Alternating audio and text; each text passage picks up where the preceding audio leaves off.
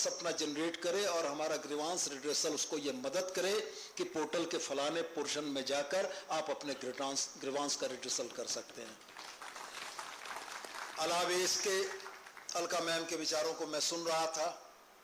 वास्तव में झारखंड ने अन्य क्षेत्रों में बड़ी प्रतिभाओं को जन्म दिया है, चाहे वह स्वतंत्रता आंदोलन का समय हो, चाहे खेल खिलाड़ियों का हो, चाहे झारखंड की धरती पर वीर पुरुषों का हो। लेकिन अब ये नॉलेज एरा है। आने वाला समय जब एआई की हम बात करते हैं तो अब हमें मानसिक रूप से, बौद्धिक रूप से मजबूत योद्धाओं की ज़रूरत है और उनको अब पैदा करने की ज़रूरत है, जिसकी दिशा में हम लोगों ने एक पहला कदम, पहला पग उठाया है।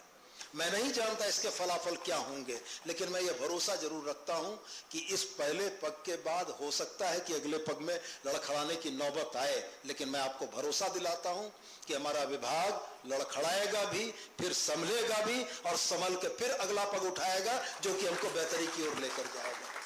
तो मैं मुख्य रूप से इसी बात के लिए आप तमाम विद्वजनों के, आप तमाम गुरुजनों के विचारों को भी समाहित करने के लिए अपने विभागीय सचिव से आग्रह करूंगा कि प्रथम सत्र में जिन मूल्यवान विचारों को आपने यहाँ पर व्यक्त किया है वो झारखंड की शिक्षा की दशा और दिशा सुधारने के लिए एक आज का डिस्कशन, आज का विमर्श एक मील का पत्थर साबित हो सकता है। आपके विचारों को समाहित करते हुए आने वाले भविष्य में देश की और विश्व की ग्लोबल जरूरतों के मद्देनजर हम लोग अपने इनोवेशन से लेकर रांची यूनिवर्सिटी के नए कैंपस के मेकओवर में लगे हैं।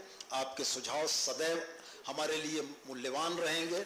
आपके सुझावों को हम आमंत्रित भी करते हैं और इनोवेशन के क्षेत्र में बच्चों को लर्निंग स्कूल से लेकर हायर एजुकेशन तक अगर हम अपने राज्य में दे पाते हैं तो निश्चित रूप से हमारे लिए बड़ी उपलब्धि होगी और हम लोग इसी प्रयास, इसी एक सकारात्मक सोच की तरफ चल रहे हैं।